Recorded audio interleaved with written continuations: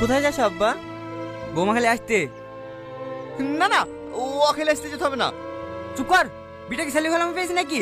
যখন খুশি বিয়ে করবি, যখন খুশি ছেড়ে দিবি। আমি যাচ্ছি বৌমা খালি আসতে। বৌমা খালি আসার পরে যেন আর কোনো ঝামেলা না হয়। আব্বা আমার কথাটা শোনো। আব্বা, আব্বা।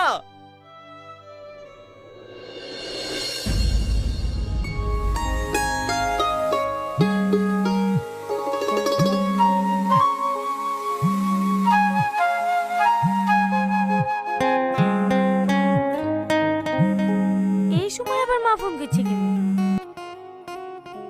হ্যালো, কোথায় আছে? জানো না নাকি স্কুলের রেজাল্ট দিতে এসেছি। কদিন যায় রেজাল্ট নিতে?